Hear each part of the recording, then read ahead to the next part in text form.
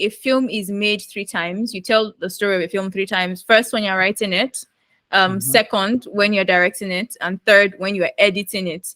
So it feels like even if I'm not 100% in control of all these different phases of the projects, I need to, like, be very much involved in each of these 3 phases of the project.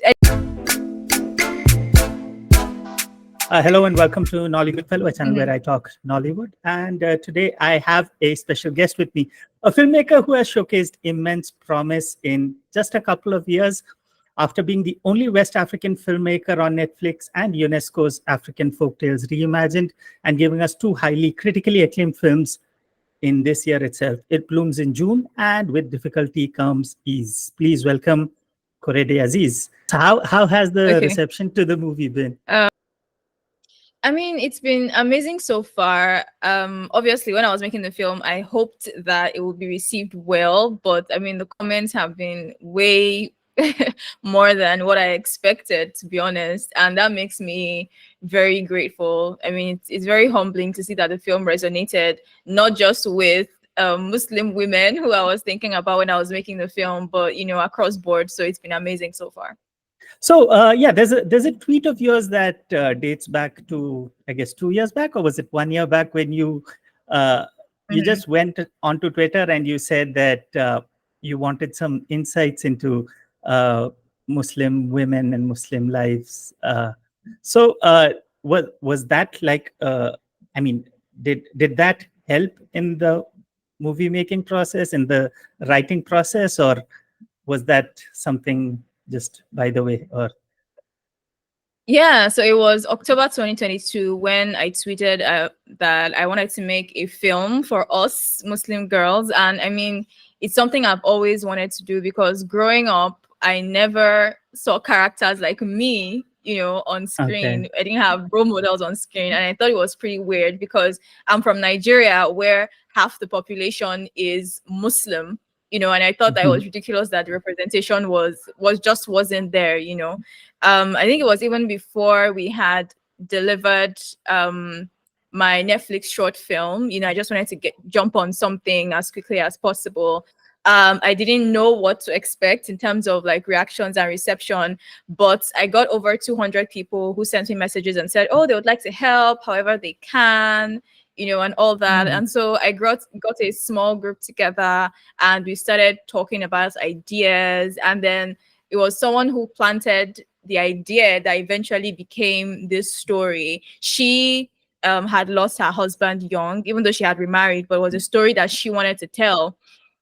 And she wanted to write a book about it. So, and funny enough, I had written, because I always write story ideas in my notes. So I had written in my notes that I wanted to tell a story of a young widow who had to go through financial trouble after her husband died, because a lot of times finances are not 100% transparent when, people are married, and then you start finding out things after. Yeah, so those ideas basically became the seed for this. Did a bit more research and started working through the story. And it was, I think, a couple of months after we had the first draft done that I got a call, asking, hey, Nemsia wants to produce a film. Do you have a script I can show them? And that's basically how the film got made.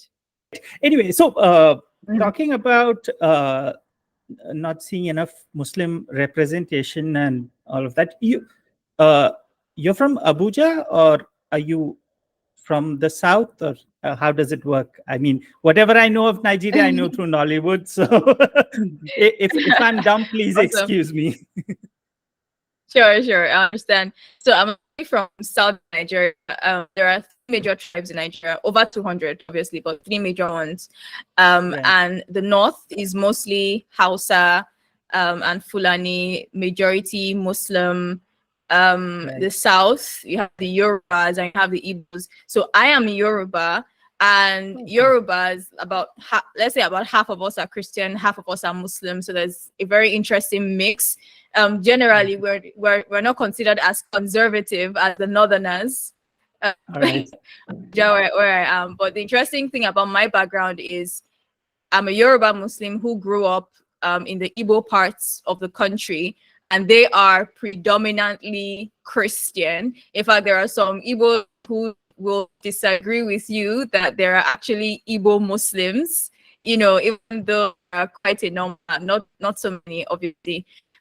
So that cultural mix, as you might imagine, was what I also brought into the film. And I think what also made it a breath of fresh air for a lot of people, because they're used to seeing Muslims from the north, Abuja, where I live, but this time around that wasn't what they saw. And what makes Zainab, the main character, even more unique is that she is a Muslim from the south, from a tribe, with a mom from a tribe who would normally not be Muslim.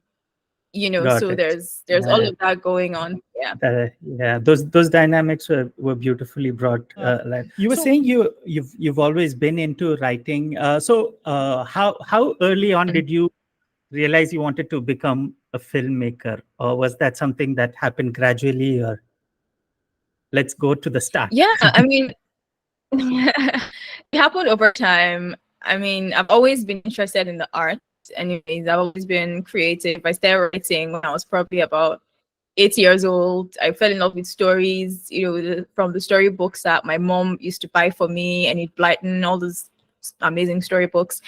But it wasn't until, let me see, when exactly, maybe my last year in uni, that I started really getting interested in film and filmmaking, because in uni, I studied mass communication, and while I was a student, I started working at the campus radio station, and I absolutely loved it. So yeah, I guess I was also very interested in TV broadcasting at first. So after uni, I did 1 year of that, and then somehow that interest morphed into, I sort of discovered the world of filmmaking somewhere along the line. And then I started thinking more about the Nollywood films that I grew up watching, and how much I enjoyed doing that. And maybe that had always been there, because while I was in secondary school, I was part of the drama club. Even though at the time I wasn't thinking about filmmaking or anything, I loved that whole space, acting, and everything.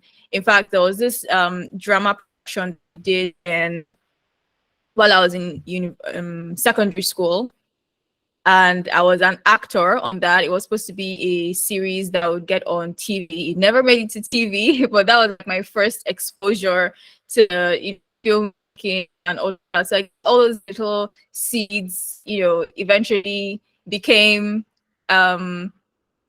whatever it was that made me interested in film right now. So it was a gradual thing for me. Yeah. So what have your biggest influences in cinema been? Like, it will probably be filmmakers like Ozu. I absolutely love Ozu's films. I'm also a big fan of Asghar Farhadi, the Iranian filmmaker. It shows. It shows. Yeah. With difficulty comes, he's felt a lot like an Iranian film. I'd said this in my review as well. It had that realism, or that hyper realism of Iranian cinema. Sorry for cutting you short. Please carry on. No, it's fine. So I mean, A Separation, for instance, it was one of my major references for this film. With difficulty comes ease. I've always been a fan of that style of cinema, realism, and I probably will continue to make films like that. So yeah, I think those I would say those are my influences. All right. Okay. So you've already said that you'll continue with that, because that was another question I had, because all three films that you've made so far are three different genres, if we can say so, or three different styles. Yeah. So and I'm not done exploring. As much as I really love the realism, and I know I'm gonna make a lot more films like that, I want to make all types of films. Okay. Yeah, I love to explore. So can we see an action flick from Korede Azeez? Not action. Not anytime soon. If I make an action film, I'll probably collaborate with Lukman Ali if he's interested in doing that, because and that's partly also because I'm not a great fan of action. For me, action is just okay. If I need to put an action sequence into my film or whatever, fine. But like as a genre, I'm not a big fan. So All right. So you do see yourself gravitating more towards realism or drama. Mm, yeah, yeah, or yeah, most likely. Genre uh, stuff, sci-fi, fantasy, magical uh, realism. I like so. let's talk about the your short film, which was like you were the only one from the whole of West Africa who was selected for Mhm. it. So how did that work? Was it for new filmmakers or was it for anyone, or what was that the contest or the competition like? hmm They were looking for fresh voices, if I remember correctly. Hmm. Not like you didn't need to be 100% be people like with just a little bit of experience. So I remember part of the application process, some of the questions were, what experience do you have in the industry? And by that time, I had already made It Blooms in June, right? So they wanted to Oh, see that okay. you had actually made something, even though they also wanted, there was an age limit. They wanted young people, fresh voices and all that. So that was the thing that was pretty interesting, that whole experience. So, Yeah. how did the first features initiative work out? Like, Mm. so did Steve Gukas and team come out scouting for the new talent, or did you reach out? It was it was, well, I don't know if I say a competition, um, but it's so we had to apply to, so they were looking for filmmakers who had made short films but hadn't made feature films yet, and then the idea was they would select 10 young directors, train them, and then fund the films. So I applied, went through the interview phase, and I got in. And after a while they put us all together in a boot camp. I think it was maybe a week or two. Mhm. um yeah, so I mean they took us through everything, pre-production, directing classes. It was pretty amazing. We had a cinematography class, all the works. We had writers, editors, internationally acclaimed filmmakers speaking to us. So it was pretty nice. At the end of the boot camp, we were divided into about, I think it was 3 groups, and we each made short films together within the boot camp. So it was pretty good. And I think it was before the boot camp, we had been assigned stories. So it wasn't like, we all picked stories. They already had writers submit stories, and start developing the scripts, and then those stories were randomly assigned. We had like a sort of like a spin the wheel thing, and that was how the stories were allocated to each director, and then I got It Blooms in June. Wow. Okay. Well, that was pretty interesting. Hmm. Okay. All right. But talking of which, I guess pretty early in your career, you've got a chance to work with quite a few stalwarts that way. Even I guess Kenneth Gang also for African folk tales. Yeah, Yeah. So yeah. how's that been? It, have they been supportive? Has it been intimidating? Or how's the I whole mean, experience? it's been pretty amazing, honestly. And the irony of it is, I mean, even though there are lots of women in Nollywood, it's the my mentors, so to speak, have been the men. And it's been, I wouldn't say intimidating, because they have been pretty supportive, pretty amazing, to be honest, to work with, so much to learn from them. And I think I've been very lucky as well to have had Mhm. the opportunities that I have had.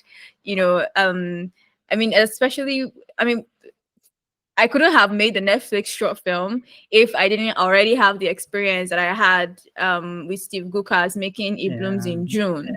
and then all the things that I learned while making the Netflix short film, I took into making my next film, With Difficulty Comes Ease. And it was probably because of that Netflix short film that Nemsia was able to trust me enough to deliver on the next film. So of course, one thing leads to another. So I would say that I have been very lucky, and I really don't take that for granted.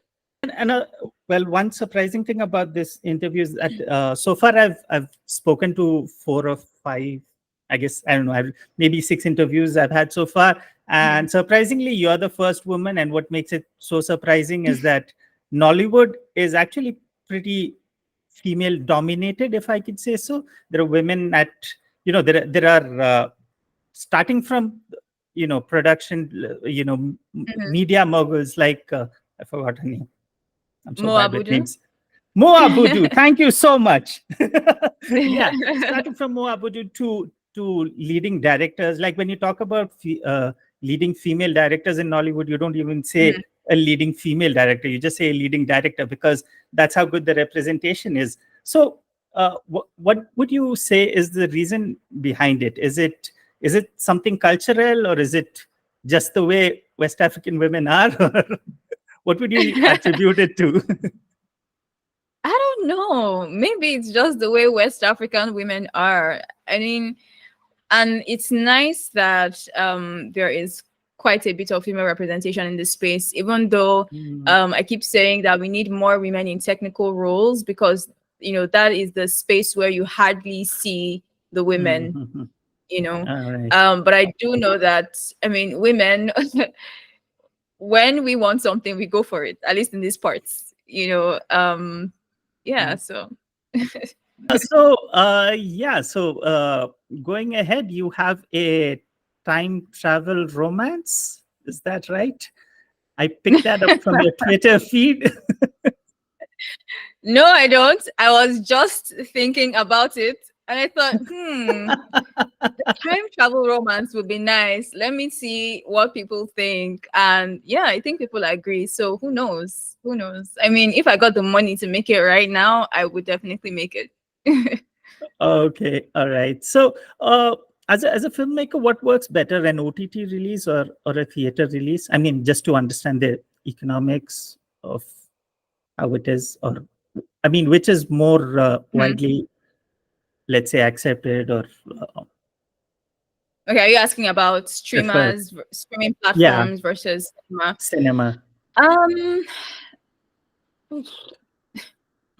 It's a tough question, because I mean, the thing with cinema here is cinema here isn't as developed as some other countries.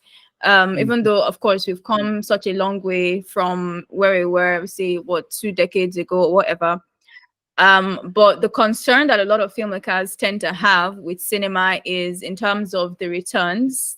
The returns aren't generally, they're not as great as you might want them to be. You might even lose money going to the cinema. So it's sort of a gamble, especially if you don't have a good enough marketing budget or whatever. Like, there's so much, there's a lot of dynamics going on, so much to think about. Meanwhile, with streamers, you know that, okay, if they accept this film, you're definitely going to get paid, whatever fee it is, they're going to get paid. So yeah, those are the things that filmmakers think about. So with streamers, do they fix the fee at the start, or I mean, is there any change in the amount you get if the movie, what do you say, blows and becomes huge? Is there any additional incentive in that case? As far as I know, what you get paid is what you get paid. It really doesn't matter what happens after the film hits the platform, as far as I know. Oh, so that's pretty. Yeah, I mean that's at least there's less insecurity that way, I guess. Yeah, so you see why it might be a better option for some people. Yeah. All right. We'll move to a quick fire. So, your top 3 Nollywood movies. Let me see. I like Breaded Life. I like Breaded Life, and especially the second act is the second act for me, and it has so much rewatch value for me. And I think it's because it's one of those romances where you have a very unlikely couple, and I found that really interesting. Um, of course, 76, definitely up there. Yeah. Mami Water. I mean, I could write a list of my top 10, but these are the ones that just came to mind first. So yeah. You know what? This was supposed to be a quick fire, but since you've taken your time, I guess let's go ahead with the other seven as well. Okay. So the other seven, let me see. Abba Makama's film. I'm trying to remember the title now. Um, Sure. the director, he directed Green, White, Green. I have. So his other feature. I can't believe I'm pulling a blank on this one. You know what? I'm going to Google it right now. Just give me a second. Sure. Okoroshi. No, is it? No, no, no. I shall not disgrace myself now. The Lost Okoroshi. Yeah. Lost. Have you seen it? Oh yes, yes, yes, yes. Is this? Wait, is that the one with Demi Okerlawan? Uh, Was it? No, I don't think so. It had to do with the masquerades. You should look it oh, up if you haven't seen it. yes, yes. I've definitely seen this. Wait, is it about an everyday guy who goes to work and there's something to do with masquerades? Is that the one or? Yes, yes, yes, Oh yes, yes. yes, That yes, one. yes. Oh, thanks so much. I've been trying to recall the name of that movie. Oh yes, Yeah, yes, yeah. So yes. the Lost Okoroshi, um, 96 days. No, 93 days. All these numbers. 93 days. Um, I haven't heard. directed by Steve Gukas. Okay. You should definitely watch it. Yeah, 93 days. I also really like Kilborough. Um, let me see which other one.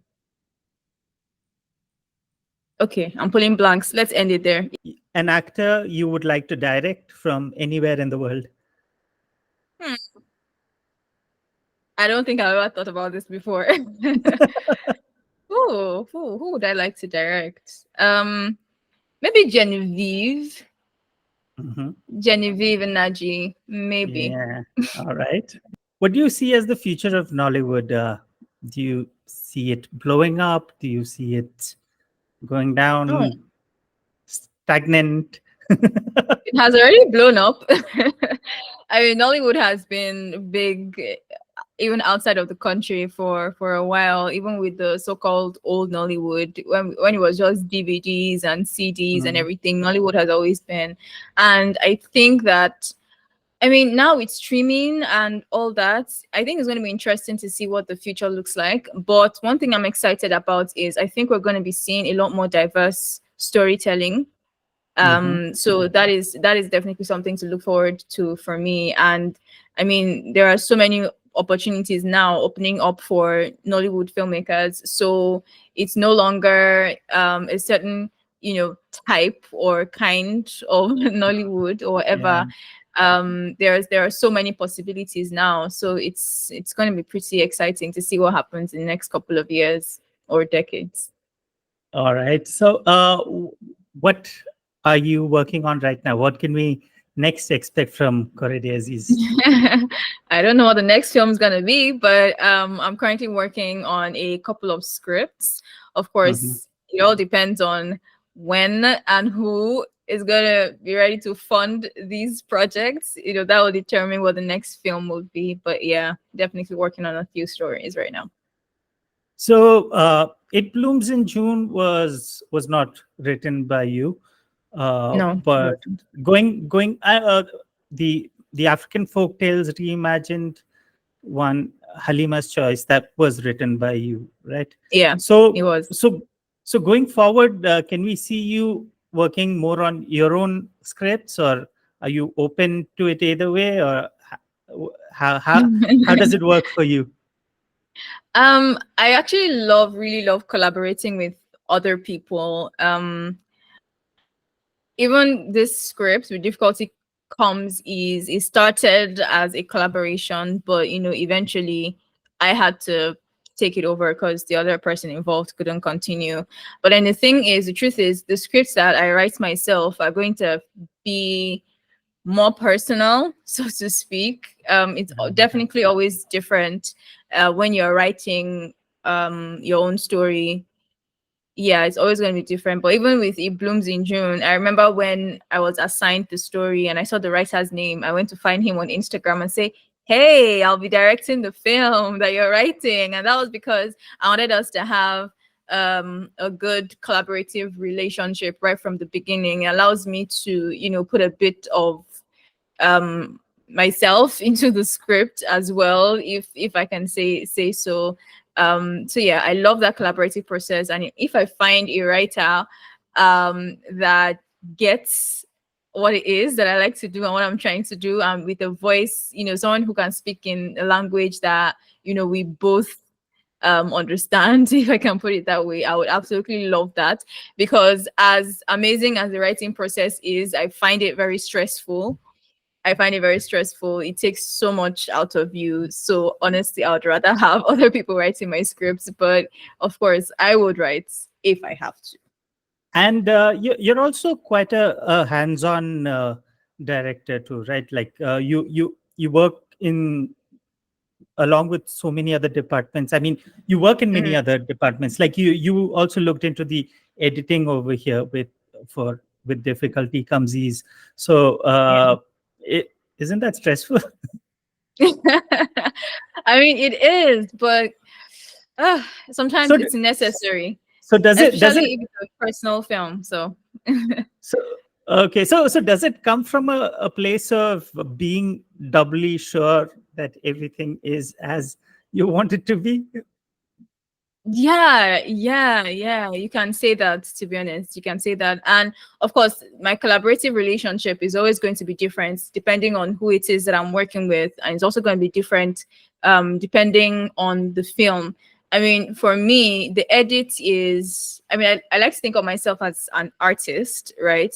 And a film is made three times. You tell the story of a film three times. First, when you're writing it, Mhm. second when you're directing it, and third when you're editing it. So it feels like, even if I'm not 100% in control of all these different phases of the project, I need to, you know like, be very much involved in each of these three phases of the project. Editing, for instance, is my favorite part, because that is where the film comes together. So now, as much as resources allow, I like to shoot for options.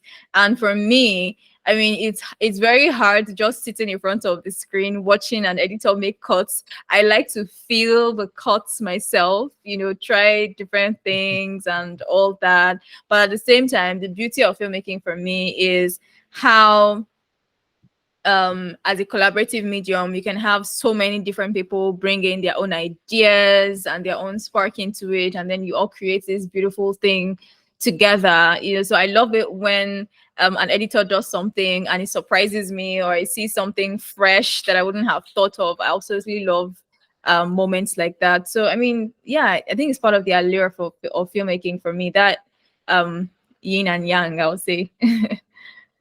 All right. So thanks a lot, Korede, for making time for talking with us. It's been a Sure. pleasure. Same Looking forward to your upcoming projects. Thank you. here. Thank you so much.